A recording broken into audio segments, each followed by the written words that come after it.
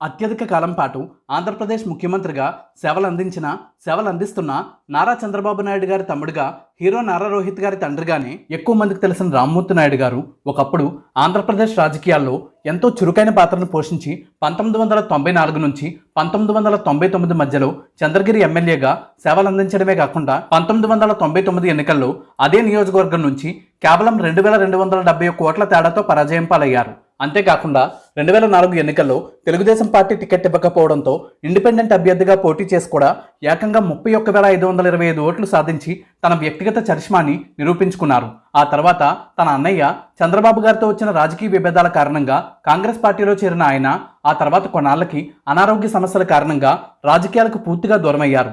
అప్పటి నుంచి ఇప్పటి వరకు దాదాపు 19 ఏళ్ల పాటు అనారోగ్యంతో పోరాడి 2024 నవంబర్ 14న రాత్రి 8 గంటల ప్రాంతంలో గుండెపోటు రావడంతో ఆ కారణంగా హైదరాబాద్లో ఉన్న ఏఐజీ హాస్పిటల్లో చేరిన రామ్మూర్తి గారు 2024 నవంబర్ 16న మధ్యాహ్నం 12:45 ప్రాంతంలో కన్నుమూశారు. అయితే ప్రస్తుతం ఎంతోమంది కుమారులు తల్లిదండ్రులని సరిగ్గా పట్టించుకోవడం లేని పరిస్థితుల్లో 19 ఏళ్ల పాటు తమ తండ్రిని అత్యద్భుతంగా చిన్న పిల్లాడిని చూసుకున్న నారా రోహిత్ గారు ఆయన అన్నయ్య గిరీష్ గారి గురించి ఎంతో గొప్పగా మాట్లాడుకుంటున్నారు అందరూ. అందులోనూ ప్రత్యేకించి రోహిత్ గారు సినిమాల్లో హీరోగా బిజీగా ఉన్న నేపథ్యంలో కూడా తన తండ్రి ఆరోగ్యాన్ని, కుటుంబ బాధ్యతల్ని పెద్ద కొడుకుగా అందరికీ స్ఫూర్తిని కలిగించేలా నెరవేర్చిన నారా గిరీష్ గారి గురించి ఈ వీడియోలో తెలుసుకుందాం.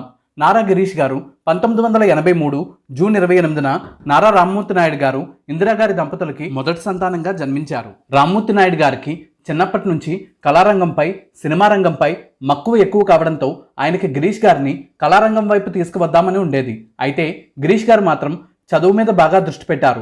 మరోవైపు రోహిత్ గారికి మాత్రం సినిమా రంగం అంటే ఆసక్తి ఏర్పడింది. అయితే ఒక సమయంలో 100 కేజీలకు పైగా బరువుతో సినిమాలకి ఏమాత్రం పనికిరాని రీతిలో ఉండేవారు రోహిత్. అయినప్పటికీ తన తండ్రి ప్రోత్సాహంతో ఆయన హీరో అవ్వడమే కాకుండా ఇప్పటి వరకు మొత్తం 26 సినిమాల్లో నటించి నటుడుగా తనకంటూ ఒక ప్రత్యేక గుర్తింపును తెచ్చుకున్న విషయం తెలిసిందే.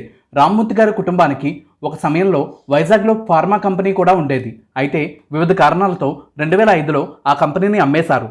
అయితే తమ్ముడు నారా రోహిత్ హీరోగా సినిమాల్లో బిజీగా ఉండడంతో కుటుంబ వ్యవహారాలతో పాటు వ్యాపార వ్యవహారాలను చూసుకోవడంపై దృష్టి పెట్టిన గిరీష్ గారు 2 సాఫ్ట్వేర్ కంపెనీలు నడుపుతూ ఆర్థికంగా కుటుంబానికి అండగా నిలవడమే కాకుండా తెలుగుదేశం పార్టీ తరపున 2009 నుంచి కూడా ఎన్నికల ప్రచారంలో ఎప్పుడు అవసరమైనా పాల్గొంటూ తన బాధ్యతను నిర్వహిస్తున్నారు. గిరీష్ గారు హనీఫ్లో టెక్ ఇన్నోవేషన్స్ ప్రైవేట్ లిమిటెడ్ అనే కంపెనీకి 2012 ఆగస్టు 10 నుంచి, అలాగే ఐథింక్స్ ఇన్నోవేషన్స్ ప్రైవేట్ లిమిటెడ్ కంపెనీకి 2013 మే 6 నుంచి డైరెక్టర్గా బాధ్యతలు నిర్వహిస్తున్నారు. అయితే 2009లో చిత్తూరు జిల్లాలో తన తండ్రితో కలిసి ఎన్నికల ప్రచారం నిర్వహించారు గిరీష్. అయితే ఆ తర్వాత తన తండ్రికి వచ్చిన అనారోగ్య సమస్యల కారణంగా ఆయన రాజకీయాలకు దూరమైన నేపథ్యంలో తెలుగుదేశం పార్టీ తరపున నారా రోహిత్ గారితో పాటు తాను కూడా ప్రచార బాధ్యతలు నిర్వహించారు. 2009లో తన తండ్రితో కలిసి ఎన్నికల ప్రచార బాధ్యతలు నిర్వహించిన తర్వాత 2019 ఎన్నికల్లో మరోసారి చిత్తూరు జిల్లాలో ప్రత్యేకించి నగర నియోజకవర్గంలో తెలుగుదేశం పార్టీ తరపున గిరీష్ గారి ఎన్నికల ప్రచారం నిర్వహించడానికి వచ్చిన సమయంలో ఆయన చూసి ఎంతో ఆనందపడ్డారు నారా కుటుంబ అభిమానులు. దానికి కారణం గిరీష్ గారిని చూడగానే వారికి తన అభిమాన నాయకుడు రామ్మూర్తి నాయుడు గారు గుర్తుకు రావడమే. మొత్తం మీద దాదాపు 19 ఏళ్ల పాటు తనకొచ్చిన అరుదైన వ్యాధితో బాధపడ్డ రామ్మూర్తి నాయుడు గారిని ఎంతో అపురూపంగా చూసుకున్న రామ్మూర్తి నాయుడు గారి కుటుంబం ఆయన మృతితో కన్నీటి పర్యంతం అవుతున్నారు. 2024 నవంబర్ 17న రామ్మూర్తి నాయుడు గారి అంత్యక్రియలు జరిగాయి. రామ్మూర్తి నాయుడు గారి తల్లిదండ్రుల సమాధి వద్దే రామ్మూర్తి నాయుడు గారి అంతిమ సంస్కారాలు కూడా జరిగాయి. ఇప్పటి పరిస్థితుల్లో తండ్రిని 19 ఏళ్ల పాటు కంటికి రెప్పలా కాపాడుకోవడమే కాకుండా తమ తండ్రిని కోల్పోయిన దుఃఖంలో కన్నీటి పర్యంతం అవుతున్న రామ్మూర్తి నాయుడు గారి కుటుంబ సభ్యులు నిజంగా అందరికీ స్ఫూర్తిదాయకమని చెప్పొచ్చు.